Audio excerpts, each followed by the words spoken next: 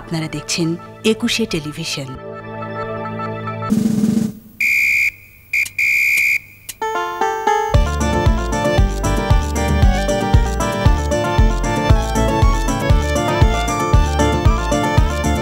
পথ যারা চলে তারা পথে, পথ আছে দুটোই ভুল আর সঠিক। কেউ বা চলে পায়ে হেঁটে সেই পথ, কেউ বা আবার চালায় বাহারি রথ। আমরা শুধু দেখে দেখে পথ চলি, পথের পাঁচালি, পথের পাঁচালি, পথের পাঁচালি নয় বিভূতির পথের পাঁচালি, পথের পাঁচালি তো শুধু পথের পাঁচালি, পথের পাঁচালি। সুপ্রিয় দর্শক মণ্ডলী, সবাইকে অনেক অনেক শুভেচ্ছা জানিয়ে শুরু করছি আমাদের আজকের পথের পাঁচালী। পথে পথে পথ পরিক্রমায় আজ আমরা কিন্তু চলে এসেছি কমলাপুর রেলওয়ে স্টেশনে। স্টেশনে এলেই নানা ধরনের নানান কিসিমের মানুষের সন্ধান পাওয়া যায়। চলুন আজকের দিনটা কাটানো যাক এই সমস্ত মানুষদের সাথেই প্যাচাল পেরে। ছোট্ট প্রশ্ন করব, কোথা থেকে আসলেন না কোথাও যাচ্ছেন? চিটাগাং। কেন যাচ্ছেন? এখানে একটা খেলাতে এসেছিলাম, এখন চলে যাচ্ছি। চিটাগাং আমাদের নিজেদের জায়গা। কোথায় যাচ্ছেন? ভাই যাবো ময়মনসিংহ। ময়মনসিংহ, আচ্ছা ওটা আপনার বাড়ি? আমার বাড়ি। আচ্ছা, তো ময়মনসিংহে কী করেন আপনি? ঢাকা কাজ করি। এখানে এখানে এখানে এক্সকিউজ মি ম্যাডাম, আপনাকে একটা ছোট্ট প্রশ্ন করব। সেটা হলো, আমরা জানি এই জায়গাটার নাম হলো কমলাপুর, এই জন্য এটার নামকরণ করা হয়েছে কমলাপুর রেলওয়ে স্টেশন। আপনার কি মনে হয় কমলাপুরের নাম কমলাপুর হলো কেন?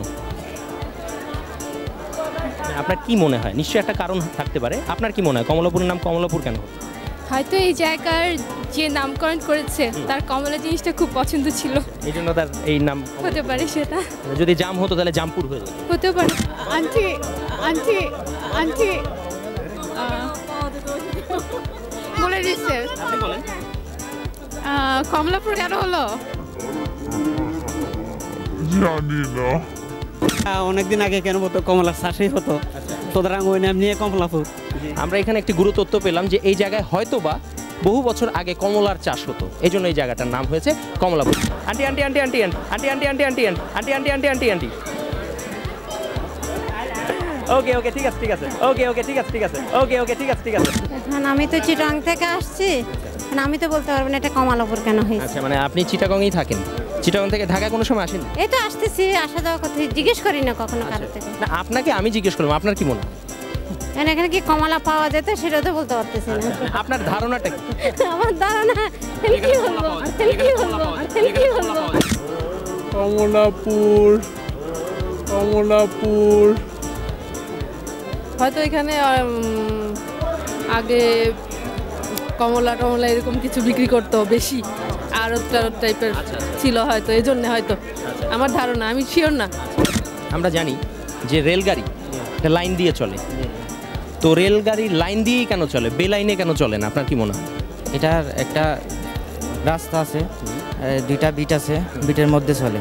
কারণ উনি যদি একটু রেলের মধ্যে মাঝে মাঝে অনেক ফাঁক থাকে না, ফাঁকটা রাখার হলো এই রেল দ্রুতগামী চললে রেলটা ভালোভাবে চলতে পারবে। আর যদি এখানে ভাগ না থাকে তাহলে রেলটা অ্যাক্সিডেন্ট করতে পারে। আর রাস্তা দিয়ে সমান করছিল, তো ওনার একটা ওই বৈজ্ঞানিক পদ্ধতিতে করছে, কিন্তু ওনার তো মনে করো এমনি তো পিচ ডালাই দিতে পারতো, কিন্তু এটা বৈজ্ঞানিক হলে করছে কীরকম, ওই লোহার কাঁচায় রাস্তা করে এটা একটা কেয়া করছে। রেল সম্পর্কে মনে হয় আপনার অনেক পড়াশোনা আছে না? যেভাবে বললেন তাতে মনে হলো যে ওনার রেল সম্পর্কে অনেক পড়াশোনা আছে, তাই কি? আছে মোটামুটি, তো বেশি নেই। বেশি নাই না, অনেক বেশি আছে। সরে রেলগাড়ি লাইন দিয়ে চলে, এটা আমরা বলবো কেননা রেলগাড়িও আপনার রেলের সাথে এবং লাইনের সাথে সংযুক্ত আছে, সেই জন্য রেলগাড়ি রেল দিয়ে চলে। রেলগাড়ির বড় আব্বা সে তা বললো আজকে থেকে রেলগাড়ি তুমি লাইনে চড়ো, সে ভয়ে ওই দিন থেকে লাইনে যাত্রা শুরু করলো, লাইনে এসে গেল। আমরা প্রচুর পরিমাণে চিঠি পাচ্ছি প্রতিদিনই আপনাদের কাছ থেকে, যাকে বলে রীতিমতো পত্রাঘাতে জর্জরিত। সবার চিঠি তো আর পড়ে শোনানো সম্ভব নয়, তবে চিঠিতে আপনারা আপনাদের পছন্দ অপছন্দের কথা যে আমাদের কাছে লিখে পাঠাচ্ছেন, সেজন্য আপনাদেরকে অসংখ্য ধন্যবাদ। অনেকেই তার চিঠিতে লিখেছেন প্রবাদ প্রবচন ব্যাপারটি আমরা যেন আরও কিছু পর্বে রাখি। আপনাদের ইচ্ছাই আমাদের কর্ম। চলুন দেখা যাক এই সমস্ত প্রবাদ প্রবচন নিয়ে কে কী ভাবছেন। আপনাকে একটা ছোট্ট প্রশ্ন করব। আমরা অনেক সময় অনেক রকম প্রবাদ বলি, প্রবচন বলি, এর মধ্যে একটা প্রবাদ বলি, ন্যাড়া বেলতলায় একবারই যায়। ন্যাড়া বেলতলায় একবার কেন যায়, দুইবার যেতে পারে না? যেতে পারে। তা কেন বলে, কেন একবার যায়? ওই নেড়া যে এই জন্য বলে। ন্যাড়া নেড়া যে মাথা ন্যাড়া তো সমস্যাটা মাথা নেড়া বলতে সবাই তো নেড়া করে না। ওই বয়স্কলে নেড়া করা মানে ওই ধরনের লোকই নেড়া করে। কোন ধরনের লোক নেড়া? ওই একটু টাল ভাব আছে, একটু টাল ভাব আছে, একটু টাল ভাব আছে যাদের কাছে। একবার গিয়ে ভুক্তভোগিতা যায় না, একবার কি হয়েছে মানে একবার গিয়ে সে বুঝেছে আর এখন যাওয়া যাবে না। কেন যাওয়া যাবে না? অসুবিধা আছে কেন? কি অসুবিধা সেটা তো বলা যাবে, সেটা তো বলা যাবে, সেটা তো বলা যাবে, সেটা বলা যাবে। এত মানুষের সামনে সেই অসুবিধাটা বলা যাবে। অসুবিধা হচ্ছে একটা দিন আমি ওখানে গেলাম, যে কোনো একটা বিপদে আক্রান্ত হলাম, বিপদ হওয়ার পরবর্তীতে আমি ওখানে যাওয়ার জন্য আর মানে আশা করতেছি না আর কি। আপনি গেছেন বেলতলা? আমিও না, আমি যাইনি কখনো। আমার মনে হয় এটা একবার দুইবার গেলে অসুবিধা হবে। অসুবিধাটা কি? অসুবিধা বিপদ। কি বিপদ? তো অঘটন। কি অঘটন? এটা তো অনেকগুলোই। একটা বল। এটা খারাপ জায়গা, ওইখানে গেলে হয়তো খারাপ কিছু হতে পারে। ওটা একটা খারাপ জায়গা, বেলতলা একটা খারাপ জায়গা, আপনারা সবাই জেনে রাখুন। ওখানে গেলে নানা রকম অঘটন হতে পারে, তাই অঘটন থেকে সাবধান, বেলতলায় যাবেন না। ন্যাড়া একবারই যাবে, কারণ তার মাথা তো ন্যাড়া। বেল একবার পড়লে সে প্রচণ্ডভাবে আঘাত পায়, এই আঘাতের জন্য সে আর দ্বিতীয়বার ওই বেলতলা যেতে চায় না। আমরা একটা জিনিস বলি, একটা প্রবাদ বলি, খালি কলসি বাজে বেশি। তো খালি কলসি বেশি বাজে কেন, আপনার কি মনে হয়? খালি কলসিটা বেশি বাজে কারণ হলো খালি, এটার আসলে বিভিন্ন ব্যাখ্যা আছে। একটা ব্যাখ্যা বল। যেমন ধরতে পারেন ইংলিশে বলে little learning is a dangerous thing. তার মানে হলো যে আপনি যত কম জানবেন আপনার আড়ম্বরটা তত বেশি করে আপনি হয়তো সেটাকে ঢাকতে যাচ্ছেন, আপনি যে জানেন না এই জিনিসটাকে আপনি জাস্ট রংলি এটা এস্টাবলিশ করতে চাচ্ছেন, আমি জানি, আসলে কিন্তু আপনি জানেন না। আপনাকে একটা ছোট্ট প্রশ্ন করব আমি, সেটা হলো আমরা বলি, একটা প্রবাদ বলি, ভাঙা কলসি বাজে বেশি। তো ভাঙা কলসি কেন বেশি বাজে, আপনার কি মনে হয়? সেটা তো খালি, এটা বাজবেই। কেন, মানে বেশি কেন বাজে, প্রবাদটা কেন বলে? এটা তো বাজবেই, কারণ সেটা ভরা কলসি তো বাজে না। আচ্ছা, ভরা কলসি বাজে না, ভাঙা কলসি বেশি বাজে, শুধু বাজবেই। কিন্তু কেন বলি আমরা এই প্রবাদটা, কেন বলি, আপনার কি মনে হয় এই প্রবাদটার মানে? মানে যাদের ভিতরে কিছু নাই আর কি, সে তো পটপট করবে, পটপট করবে, পটপট করবে, মানে তার ভেতরে কোনো কিছু নাই, এই জন্য আর কি। ওর ভিতরে কিছু নেই, এই জন্য বাজে, এই জন্য বাজে বেশি। আচ্ছা আচ্ছা, আর যদি কিছু থাকতো তাহলে বাঁচতো না? তারা বাঁচতো না। আচ্ছা, কেন বলে কথাটা, কেন বলে? এত না, মানে যাদের হয়তো পয়সা বেশি নাই তারা হয়তো বেশি বুলি দিয়ে বলে যে আমার কাছে এত পয়সা আছে, এত পয়সা আছে। আর যাদের আছে তারা কিন্তু কথা অত বলে না, গল্প করে বেড়ায় না। আমরা অনেক রকম প্রবাদ বলি মাঝে মাঝে, তার মধ্যে একটা প্রবাদ হলো যে চোর শোনে না ধর্মের কাহিনী। তো চোররা ধর্মের কাহিনী শোনে না কেন, আপনার কি মনে হয়? ওরা শুনে এটা কি করবে, আসলে তো ওদের কাজই ওইটা। ওরা তো কাজ করার আগে বিসমিল্লাহ বলে নেয়, যার কারণে ওরা তো ধর্ম তো আগে বললেই ওরা কাজটা জিতেছে, যার কারণে এটা তো আর ওদের বলার ধর্মের কাহিনী শোনার কোনো প্রয়োজন নেই। এটা আইনের উপরে নির্ভর করে সব কিছু। যতক্ষণ পর্যন্ত আইনের প্রতিষ্ঠিত সঠিকভাবে না হবে ততক্ষণ পর্যন্ত আপনার এই প্রশ্নের যে উত্তরটা ঠিক মতো আসবে না। চোরের ধর্মই এটা, সে ধর্মের কাহিনী শুনবে না। চোর শুনে না যে চোরের কাজ হয়ে তো চুরি করা, সে যদি চুরি না করে ধর্মের কাহিনী শুনে ভালো হয়ে যায়, তাহলে তার চলবে কীভাবে, চলবে কীভাবে, চলবে কীভাবে? সো ধর্মের কাহিনী শোনে না, তার নিজের পেটকে চালাতে হবে, অন্যায় অবিচার সব সে মানে ওই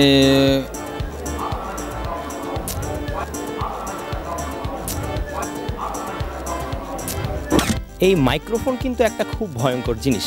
কেউ একবার যদি এটা কাছে পান তাহলে সহজে আর সে এই জিনিসটা ছাড়তে চান না, নিমিষেই বক্তৃতা শুরু করে দেন। আর বাঙালি বক্তৃতা দিতে কিন্তু খুব পছন্দ করেন। আসুন দেখা যাক এরা কে কেমন বক্তৃতা দেন। এই অধ্যকার জনসভার সর্বস্তরের আমার ভাই ও বোনেরা, আসসালামু আলাইকুম। জানেন আজকে আমরা এখানে কেন জমায়েত হয়েছি? ঢাকা শহরে হাইজাকার, লুটারা, ছিনতাইকারী আজ ভরপুর। আমরা যখন টাকা পয়সা নিয়ে রাস্তায় বেরোই তখন ছিনতাইকারী এসে থেকে এসে ছু মেরে আমাদের সমস্ত টাকা পয়সা নিয়ে যায়। আর আমাদের মা বোনেরা যখন রাস্তায় বেরোয় তখন তাদের সোনার গয়না ছিনতাই করে নিয়ে যায়। আসুন আমরা সবাই মিলে, সর্বস্তরের জনগণ মিলে তাদের বিরুদ্ধে রুখে দাঁড়াই, তারা যেন আমাদের টাকা পয়সা আপনার আমার মা বোনের ইজ্জত এবং সোনার গয়না চিন্তাই করতে না পারে। আসুন আমরা সবাই মিলে একটা বিরাট প্রতিরোধ করে তুলি।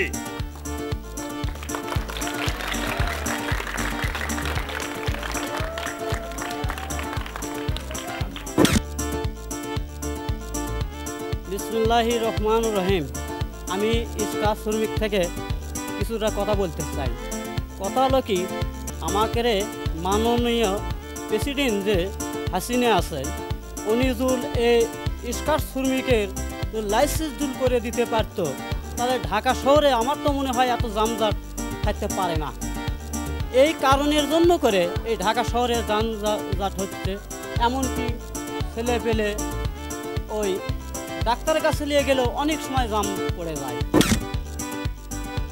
সুপ্রিয় পথের প্যাচালির দর্শকগণ, আপনাদের আমি একটা বিষয় মনে করিয়ে দিতে চাই, সেটি হচ্ছে মশা।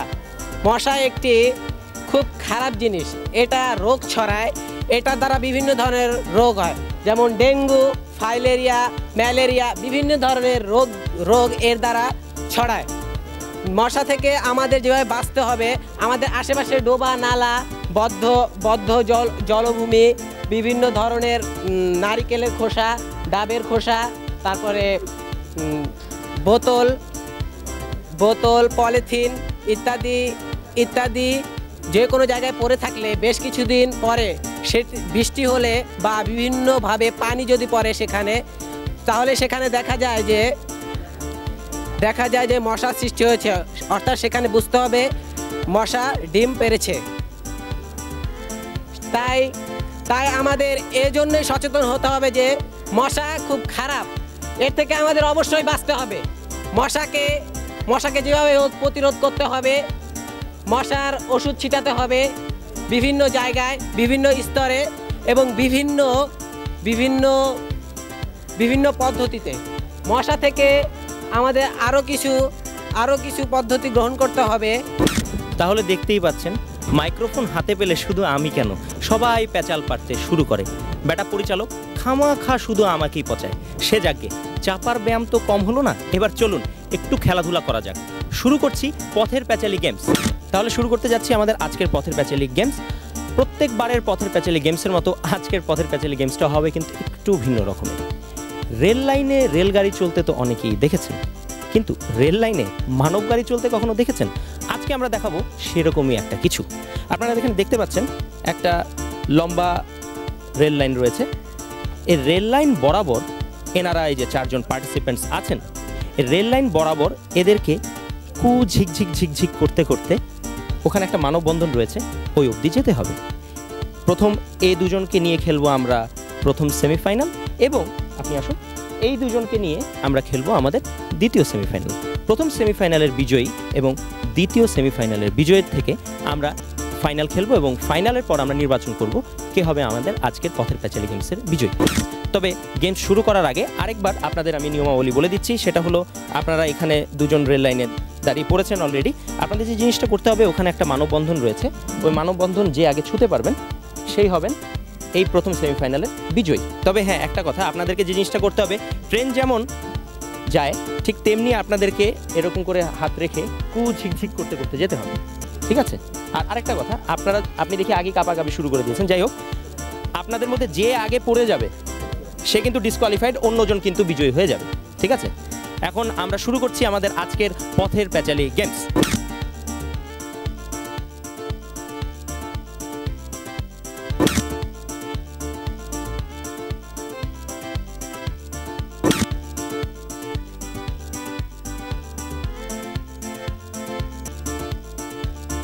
খুব চমৎকার একটা গেমস আমরা উপভোগ করলাম, এবং খুব সূক্ষ্ম ব্যবধানে, যেটাকে আমরা বলবো ফটো ফিনিশ, সেই ব্যবধানে আমরা একজনকে আজকের বিজয় নির্ধারণ করতে পেরেছি।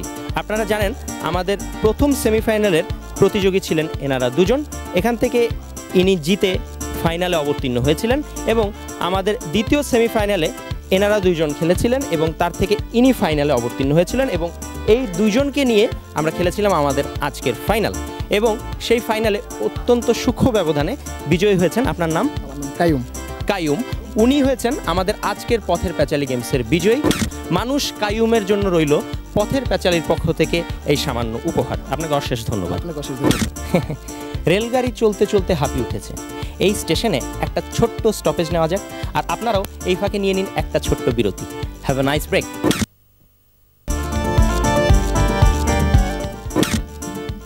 Welcome back. এবার চলুন শোনা যাক কথার বিবর্তন। ইয়া লম্বা দাড়ি নিয়ে আব্দুল বাড়ি রেলগাড়ি চেপে যাচ্ছিল শ্বশুর বাড়ি। সাথে ছিল তার মিষ্টির হাড়ি, আর ছিল শালির জন্য কেনা 2 সেট শাড়ি। এবার আপনি বলুন তাড়াতাড়ি। ইয়া লম্বা আব্দুল মিয়া দাড়ি, তারপর তো পারতেছি না, শর্ট করে গেলে পারতাম আর কি হয়তো। ইয়া লম্বা দাড়ি যাচ্ছে আব্দুল আদি, সঙ্গে ছিল লম্বা গাড়ি। ইয়া মিষ্টির বাক্স নিয়ে যাবে তার কাছে শালি। শালি যাবে তার কাছে, আচ্ছা ঠিক আছে, খুব ভালো কথা। ইয়া লম্বা দাড়ি নিয়ে আব্দুল বাড়ি যাচ্ছে, লম্বা ট্রেন নিয়ে শ্বশুর বাড়ি। সাথে ছিল একটা মিষ্টি দাড়ি, মিষ্টি বক্স, তারপর মিষ্টির দাড়ি, সরি। ইয়া লম্বা দাড়ি আব্দুল হারি সে যাবে শ্বশুর বাড়ি। সাথে ছিল একটি জড়ি, আর শালের জন্য কেনা ছিল 2টি শাড়ি। জড়ি পেলেন কই? জড়ি তো নেয়নি। জড়ি কোথা থেকে? হাড়ি। কিসের হাড়ি? শাড়ির হাড়ি। শাড়িরও হাড়ি হয় এই প্রথম জানলাম। ইয়া লম্বা দাড়ি আব্দুল বাড়ি রেলগাড়ি চেপে যাচ্ছিল শ্বশুর বাড়ি। সাথে ছিল মিষ্টির হাড়ি, আর সাথে ছিল শালির জন্য 2 সেট শাড়ি। অনেকক্ষণ ধরেই গান হচ্ছে না, এবার গান গাইছেন আপনাদের আমাদের সবার প্রিয় পথের প্যাচালির তারকা শিল্পীরা। চলুন শোনা যাক তাদের মুখে কিছু গান। কোন স্বর্গ সুখের আশায় তুমি ছেড়ে যাবে আমায়, তুমি ছেড়ে যাবে আমায়, তুমি ছেড়ে যাবে আমায়। অনেক বেদনা ভরা আমার জীবন, আমি আর ব্যথা পেতে চাই না। ও ভালোবাসা যদি হয় মরণের নাম, মনে রেখো এর হৃদয় তোমাকে দিলাম। তুমি চলে যেও না ও সাথী আমার, একবার চাও ফিরে চাও, তুমি ছাড়া কি নিয়ে বাজবো আমি। তুমি যাও যাও চলে যাও, তুমি চলে যেও না ও সাথী আমার। যদি সাগর বেঁধে রাখে ওই নীলকে, ও সাগর বেঁধে রাখে ওই নদীকে, আমিও রাখবো বেঁধে তোমাকে এই বুকে। ফুলের যেমন গন্ধ আছে, কথার আছে সুর, তেমনি তুমি আমারই আছো, থাকো যত দূর। তুমি চলেছে বেচা কিনা যাচাই করো না, প্রীতি বাজার ভালো না, প্রীতি বাজার ভালো না। আসল মাল বাজারে উঠে কম, নকল মালের ব্যবসা যারা তারাই খুব গরম বন্ধু, আসল মাল বাজারে উঠে কম। মুখে মুখে লটে যাবে আমাদের প্রেম কাহিনী,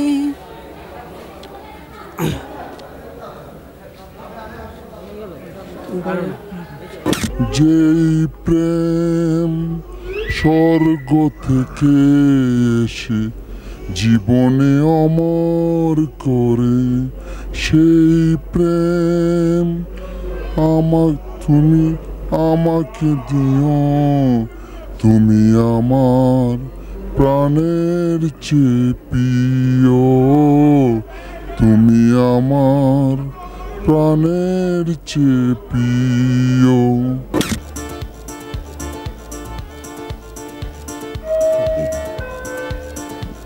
সুপ্রিয় দর্শক মণ্ডলী, আজকের অনুষ্ঠানের আমরা এখানেই সমাপ্তি টানছি। কি চমকে গেলেন? না না না, কাউকে মদন না বানিয়ে অনুষ্ঠান শেষ করার কোনো ইচ্ছা আমার নেই। চলুন দেখা যাক কে হচ্ছেন আমাদের আজকের PM, আই মিন প্যাচালি মদন। রেল লাইনের উপরে মানে রেল যোগাযোগ এখন কেমন, রেল গাড়িগুলো এখন কেমন, এ বিষয়ে আপনার? না, আগের থেকে এখন উন্নত, আগের থেকে এখন উন্নত কিভাবে বুঝলেন আপনি আগের থেকে? এখন না, এখন বুঝলাম যে মনে করেন আগের নারায়ণগঞ্জ ঢাকা যেভাবে রেল চলতো, এখন আগে থেকে মনে করেন টিকিট সিস্টেম করছে 5 টাকা। আগে মানুষের ফ্রি যা যাইতো আইতো, ওই জায়গায় এখন 5 টাকা করে টিকিট করছে, এখন মানুষের ফ্রি আসেও না, যাও না। আপনি কি রেলগাড়িতে চড়েন? চড়ি চড়ি। আপনি কি রেলগাড়িতে চড়েন?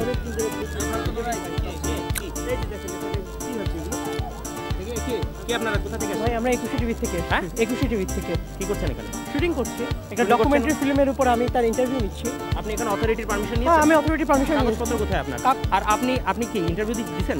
ওনার ইন্টারভিউ জি ইন্টারভিউ দিয়েছেন আপনি? আমার জিজ্ঞেস করছেন। হ্যাঁ কি জিজ্ঞেস করছেন? আপনি কি ইন্টারভিউ দিয়েছেন? আমাকে আমি জিজ্ঞেস করছি, আমি একটা রেলের উপর একটা ডকুমেন্টারি ফিল্ম করছি, রেল লাইনের সুবিধা অসুবিধা, রেলগাড়িগুলোর সুবিধা। না সেটা তো আপনি পারমিশন নিয়েছেন। জি আপনার কাগজপত্র না, কাগজপত্র না হলে তো আর আপনি ইন্টারভিউ দিয়েছেন না? আমাকে জিজ্ঞাসা করছে, আমি বলছি। আপনি কেন বলছেন? আপনি জানেন এখানে পারমিশন নিয়ে ইন্টারভিউ দিতে হয়? সেটা তো উনি জানে, আমি তো জানি না। না আপনি পারমিশন না নিয়ে আপনি কেন নিলেন? সেটা উনি আমাকে জিজ্ঞাসা করছে, আমি এখানে মনে করেন আপনি কোনো মতেই পারমিশন না নিয়ে আপনি কিছু করতে পারেন না, কারণ আইনত দণ্ডনীয় অপরাধ, কারণ এটা নতুন আইন হয়েছে। পারমিশন ছাড়া আপনি কিছু করতে পারেন, আপনি কোনো কথাও বলতে পারবেন না। আপনি ইন্টারভিউ তো দূরের কথা, আপনি কোনো কথা বলতে পারবেন না মাইক্রোফোনের সামনে। আপনি জানেন এখানে কোথা থেকে এসছে, কি এসছে না আসছে, আপনি বলে যাচ্ছেন। উনি বলতেছে 21 টেলিভিশন থেকে। 21 টেলিভিশন থেকে এসছে, ভালো কথা, কিন্তু আপনি তো এভাবে করতে পারেন না, কারণ এটা আপনার নিয়ম বহির্ভূত। এটা আপনি কোনোভাবে করতে পারেন না।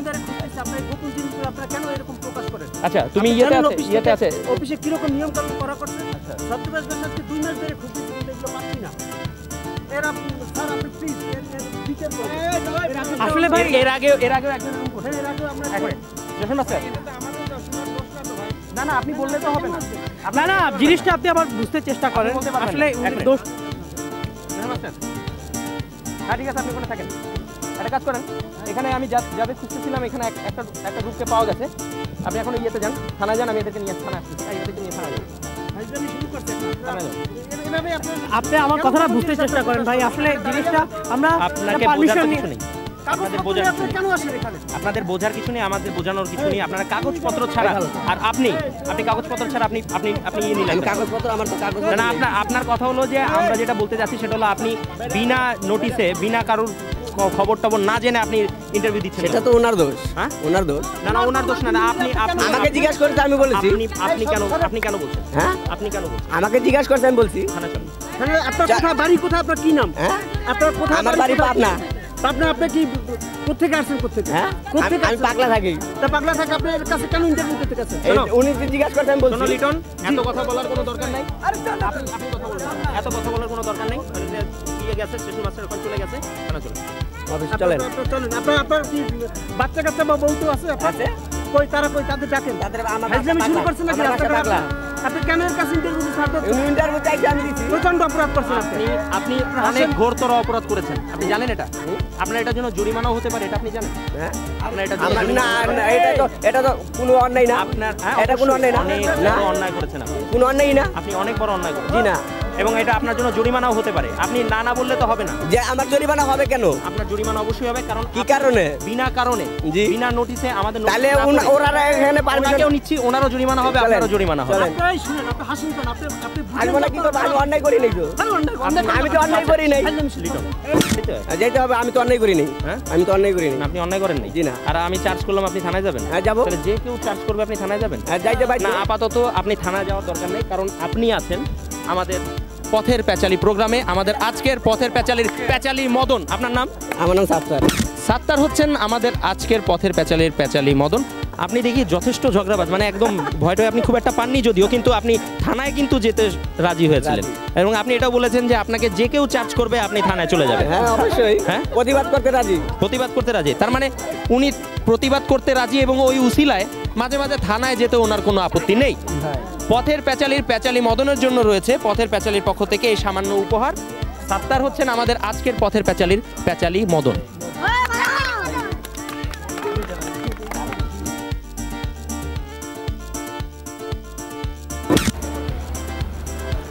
বিদায় বন্ধুগণ, সত্যি চলে যাচ্ছি ঢাকা ছেড়ে চট্টগ্রামের পথে।